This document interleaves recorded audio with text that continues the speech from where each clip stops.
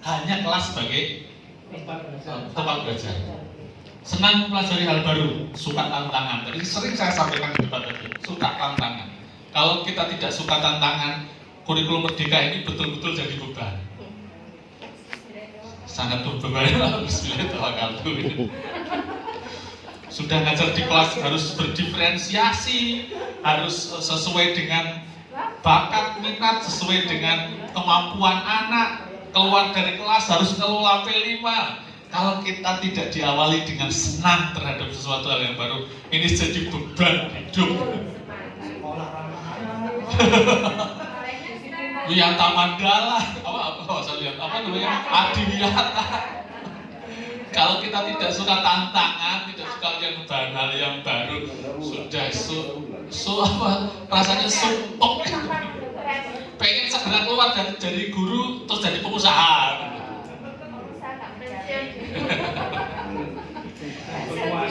Nah, jadi penguasa. Mikirnya gitu, politik nyalon jadi DPR sudah duduk manis hanya ngotak-atik aturan-aturan gitu.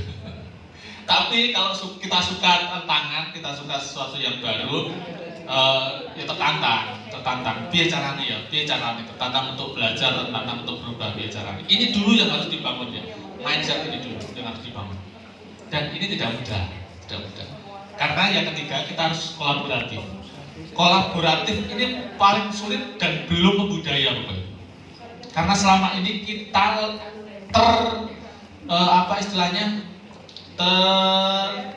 terbiasa bekerja secara individual.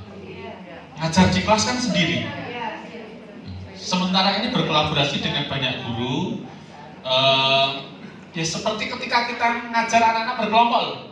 Ini juga akan terlihat juga ketika kita bekerja bersama dengan guru. Siapa yang akan jadi dominan mengerjakan tugas, yang lain cuma nonton, yang lain cuma mengamati. Ini juga akan terjadi ketika kita bekerja sama dengan guru-guru.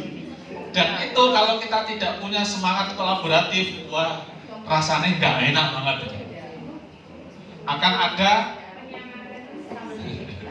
Akan ada istilah gini, sing mikir, sing kerja, sing kelihatannya mau nonton.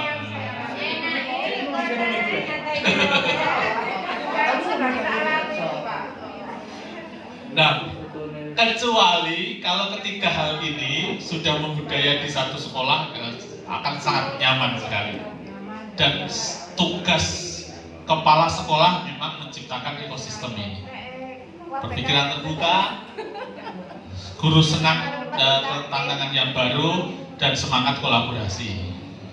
Sangat kolaborasi. Kadang-kadang kita itu ngasih nasihat kepada anak-anak, tetapi kalau kita yang melakukan susah juga. Berkelompok itu ya harus dikerjakan bareng-bareng. Ketika kita bekerja berkolaborasi, nggak bisa ternyata, susah ternyata.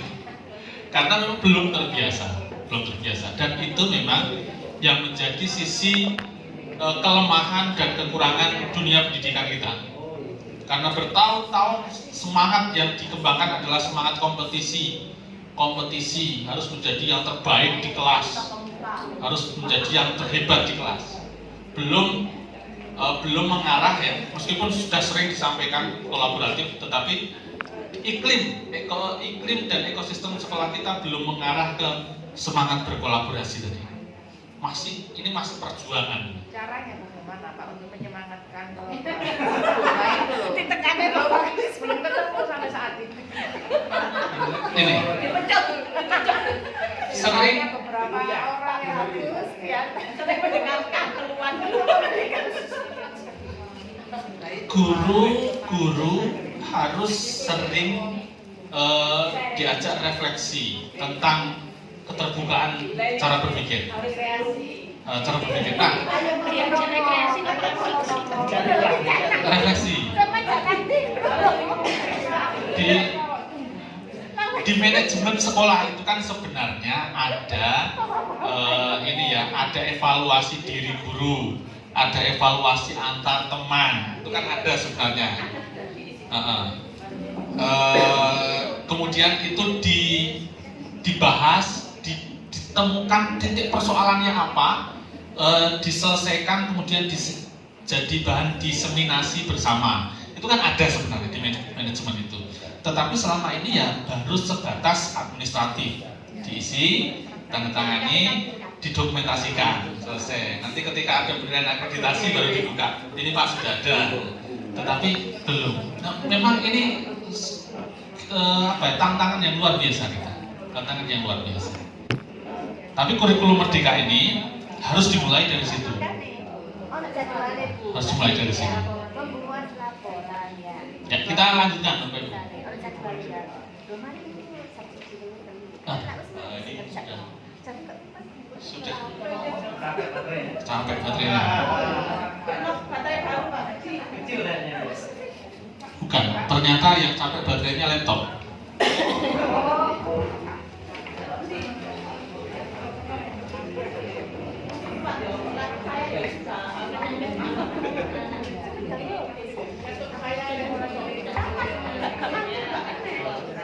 Tapi ya paling 6 menit.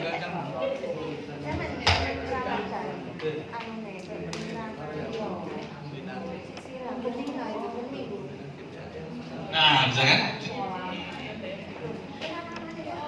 Ini sangat teoritis sebenarnya Bapak Ibu. Bagaimana sih membuat perencanaan proyek? Sangat teoritis. Satu, membentuk tim fasilitator proyek penguatan profil pelajar Pancasila. Ini sudah dilakukan kan? Sudah terbentuk tim fasilitator. Kepala Satuan Pendidikan menyusun tim fasilitator proyek. Tim ini berperan merencanakan dan melaksanakan kegiatan proyek untuk seluruh kelas. Sudah kan? Sudah. Berarti sudah berjalan.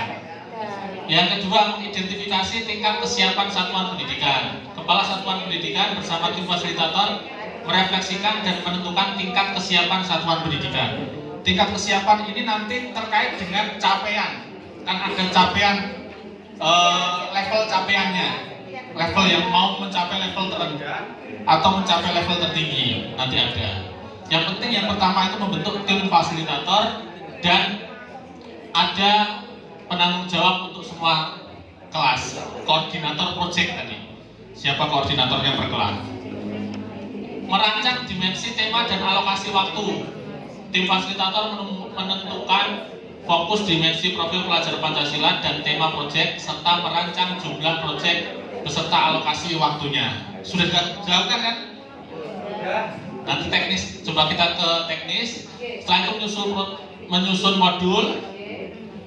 modul proyek sesuai tingkat kesiapan satuan pendidikan dengan tahapan menentukan sub elemen, mengembangkan topik, alur, durasi proyek serta mengembangkan aktivitas dan asesmen proyek. Yang terakhir, merancang strategi pelaporan. Tim fasilitator merencanakan strategi pengolahan dan pelaporan hasil proyek. Perencanaan ini dapat dikembangkan sesuai dengan kebutuhan dan kondisi satuan pendidikan. Lagi-lagi kuncinya tidak ada format yang baku.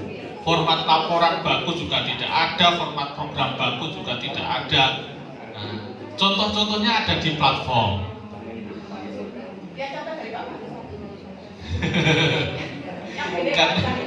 karena gini, karena memang saya pengawas PAI itu tidak fokus ke P5-nya, cuma alur kerjanya saja tahu, belum tidak mendampingi proses P5. Kan kita tidak mensupervisi P5-nya, hanya tahu saja di kurikulum Merdeka itu GPAI kalau jadi koordinator proyek ya 2, kalau tidak jadi koordinator proyek harus masuk tim dan harus melaksanakan itu yang kita monitoring. Cuma alur ini yang harus kita tahu ya. Langkah pembentukan tim fasilitator. Nih, pimpinan satuan pendidikan menentukan seorang koordinator proyek. Bisa dari wakil kepala satuan pendidikan atau pendidikan yang mempunyai pengalaman mengembangkan dan mengelola proyek. Ini sangat simpel dan biasa Bapak Ibu. Yang penting ini, koordinator proyek itu 2 JP per rombel per tahun. 1 guru maksimal mengampu 3 rombel. 1 guru maksimal mengampu 3 rombel sebagai koordinator proyek.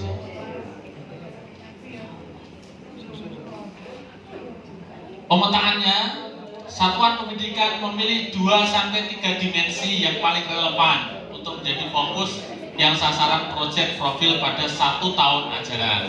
Tadi sudah disampaikan ada yang 2, ada yang 3. Pemilihan dimensi dapat merujuk pada visi misi satuan pendidikan atau program yang akan dijalankan di tahun ajaran tersebut. Jadi tidak harus semua yang tema yang ada di modul, tapi sesuai dengan visi misi. Tema-temanya ini gaya hidup berkelanjutan, kearifan lokal, Bhinneka Tunggal Ika, bangunlah jiwanya dan raganya, dan lain-lain yang masing-masing punya dimensi-dimensi, banyak sekali dimensinya. Ini satu pelatihan sendiri sebenarnya dari rumah. Kalau di sekolah penggerak itu satu pelatihan, satu kegiatan workshop itu untuk menyelesaikan program P5. Karena di sekolah penggerak kan memang dibiayai oleh pemerintah. Kalau mandiri ya mandiri, namanya juga mandiri, belajar mandiri tadi. Ini tadi yang saya sampaikan level-levelnya. Sekolah dan tim fasilitator memilih level yang mana serta capaian-capaiannya. Kalau memilih level tahap awal, temanya ini cukup 2 tema. Satuan pendidikan menentukan 2 tema yang sama untuk setiap tingkat atau kelas paralel di PAUD, SDMI, dan sederajat, atau 3 tema yang sama untuk setiap tingkat kelas paralel di SMP, MTS, SMA, dan sederajat di awal tahun ajaran. Jadi tadi kepala sekolah bersama tim fasilitator memutuskan sekolah kita ini levelnya di mana. Kalau di tahap awal, level awal berarti 3 tema. Di tahap berkembang, nah untuk SMP SMA ini 3 tema, masih sama ya, 3 tema. Nah level lanjutan 3 tema yang berbeda di atasnya. Tahap berkembang, satuan pendidikan menentukan 3-5 pilihan tema yang dapat dipilih 2 tema oleh peserta didik di setiap tingkat kelas paralel PAUD, SDMI, dan sederajat, dan 3 tema setiap tingkat kelas paralel. Pilihannya 5 tema, tetapi bisa dipilih diambil 3 tema. Ini pilihannya 2 tema diterapkan, pilihannya 3-5 tema diterapkan 3 tema. Ini pembelajaran opsi tema berbeda-beda antara level tahap awal, level tahap berkembang, dan level tahap lanjutan. Tentunya yang bisa memutuskan level mana itu ya kepala sekolah dan tim.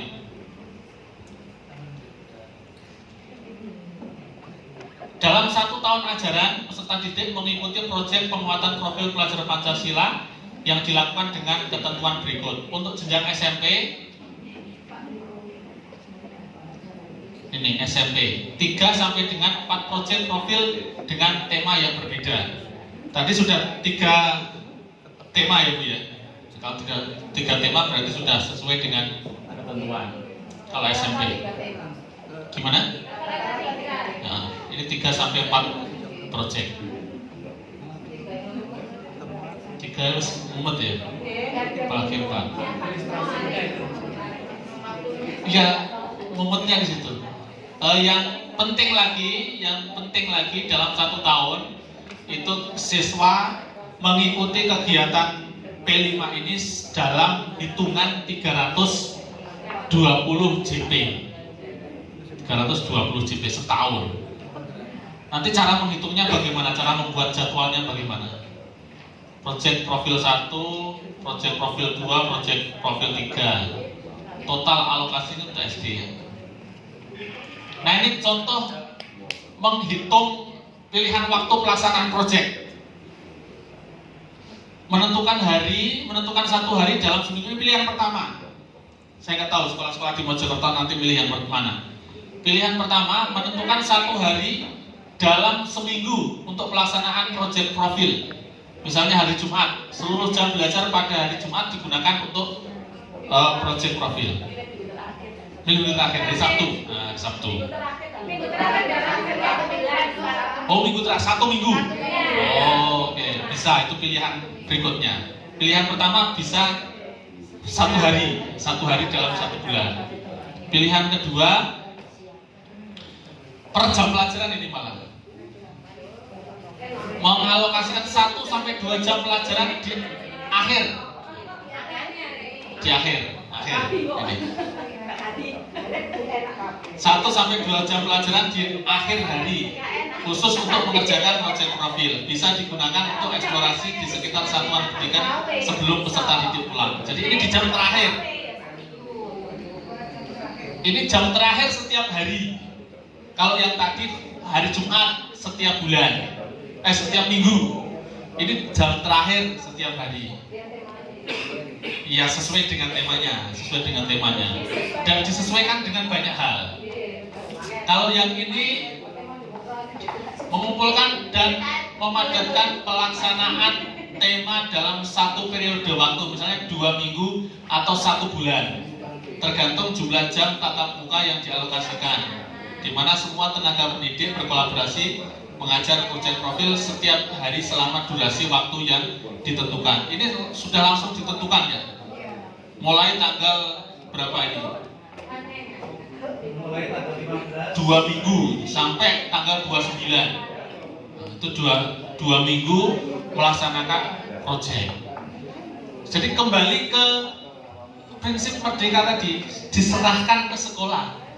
Diserahkan ke sekolah masing-masing. Tidak ada patokan yang baku. Bisa harian tadi hitungnya, harian ini harian. Ini mingguan ya, mingguan bukan harian. Mingguan, bisa harian. Ini setengah bulan. Setengah bulan. Yang penting hitungan waktunya tadi ya Bapak Ibu ya. Hitungan waktunya dalam 1 tahun ini. SMP 320 JP dalam 1 tahun.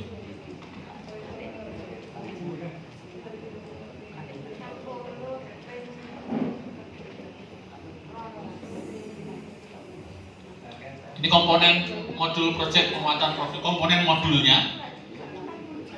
Ada profil modul, tujuannya, aktivitasnya apa, asesmennya apa. Secara administratif kan yang dibuat ini ya. Profilnya apa, tema dan topik, serta judul modulnya apa, fase, jelas fase D ya. Durasi kegiatannya berapa jam untuk satu tema ini, selesaikan berapa jam. Kemudian tujuannya, aktivitasnya, asesmennya, nah, seperti ini. Memang teman-teman yang mendapatkan tanggung jawab sebagai koordinator proyek, yang mau tidak mau harus membuat ini. Gimana? Nanti kita lihat di platform, seperti modul tadi. Ini pemetaan sub, belum difoto. Nanti saya kirimkan ke Pak Budi. Nanti saya kirimkan ke Pak Budi.